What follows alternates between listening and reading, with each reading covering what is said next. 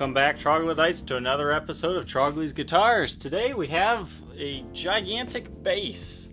This is a fairly rare bass from 1981. This is the RD Artist bass with a curly maple top.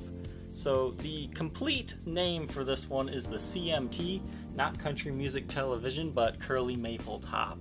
This is a very limited run of guitars. I mean, it's pretty similar to any other RD Artist bass, except for it has binding on the top, and it has obviously the curly maple top, which means that there's some flame, there's some quilt on some of them. This one's more flamey than quilty though.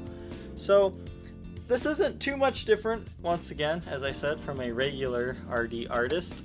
You have your active electronics by Bob Moog, so you have all that stuff in the back here. You can see it was quite the extensive routing job there to get all that in there. It is powered by a 9-volt battery, and there was around 50 of these guys made. There's also some other CMT models like the Explorer, and there's a really weird Firebird that has like some crazy reversed headstock that they also did. So CMTs are definitely desirable to collectors and also for players because they're a more beautiful looking example. You can see the headstock here. It has the Artist series, I believe they call this the Pegasus. It's kind of an F-hole wrapped with some wings here. It's just a really cool design. The Les Paul Artist also has that same design. You have your Gibson logo. I mean, there's a lot of wear and tear on this bass, as you can see. Some scratches on the headstock, some wear here. This tuner is a little bit bent, but not too bad. It's in pretty good shape.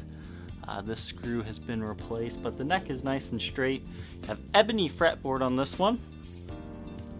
It plays pretty smoothly up and down. I would suggest a proper setup on this one. It's a little bit fret buzzy, but I don't know. I don't play bass. Maybe that's how it's supposed to be. But once again, active electronics by Moog. And you've got quite a bit of finish wear here on this guitar. I mean, this is definitely a player's grade example of a CMT, so you don't have to be scared to gig this one, but it plays pretty nicely and it sounds good. I'm going to try to demo it. I'm not a bass player, so I'll just try to show you all the different sounds you have. Onto the back of the headstock, this is a factory second, which means there was a small finish flaw somewhere, brand new, so they stamped it second to sell it cheaper. Serial number 80901042, Kalamazoo made. Looks like you still have a 3-piece maple neck on this one. And I mean, you got some wear and tear on the neck here. There's a small spot of missing finish, but you got some nice flame in the neck, which is kind of interesting. And you have the posi lock strap lock buttons on here as well. Now, I really enjoyed the back of this guitar. Look at this wood grain. It's very cool. It's a shame they had to take so much of it out. Now, I'm not sure why, but there's a lot of missing screws in the back here. You've got a little over half of them, I would say. There's normally a little plug here. That was missing when I got it, so I put some electrical tape on the backside. That way it looks a little bit more stock. But as you can see, you've got some buckle rash on the back as well. The sides of the guitar are in pretty good shape, but once again, you got some wear and tear. Just, you know, it's a player's bass. I mean, I sure won't be able to play it the way that this one has been. But overall, this is a really cool piece of history. Overall, a very cool guitar. Take a look under blacklight. Looks like everything's pretty good on the face of the headstock. Once again, you do have some scratches from string changes, especially around that tuner as well. You have some light finish wear on the top here, probably from a very sweaty hand. Your body. You can kind of see that line right there in person, in normal lighting as well.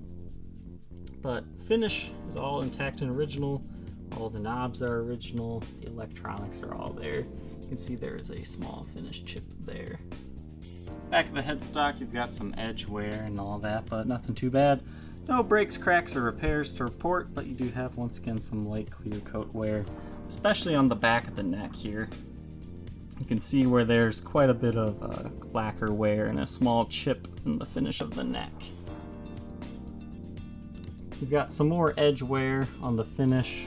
Overall, this guitar is in pretty good shape. But lots of edge wear overall, I would say. So it's a player's bass. It's not mint condition. I mean, it's a collector's guitar, but not in collector's shape. I really thought this one would be heavier than this. It's 11 pounds, 7.8 ounces. It's hard to believe I've had a Les Paul that weighed that much before, but they are pretty heavy, so these are not for the faint of backs. This guitar does come with its original case. You've got quite a bit of, outside wear and tear from gigging. You've got a Cardinals sticker there, as well as a P. Terry's Burger Stand Shop sticker there. But all the latches are working. You have two kind of locking latches there and a single clasp. But you open it up, you got beautiful red interior. Now this case does not stay put. It will fall over on you because it doesn't open up far enough, but it is a case and it keeps it secure. You can see some of the locking tabs have been removed or broke off, but you still have that one. There's no case candy or anything to this one, but no overwhelming smells or anything. This case is actually in pretty good shape. If you think you might be interested in this Gibson RD Artist bass, feel free to reach out to Chicago Music Exchange. They decided that they wanted this guitar, so I'm going to send it to them, so you will be able to find it for sale there. Alright, Troglodytes, I hope you enjoyed this look at this curly maple top bass. Don't forget to like, comment, and subscribe, and we'll catch you next time. Take care.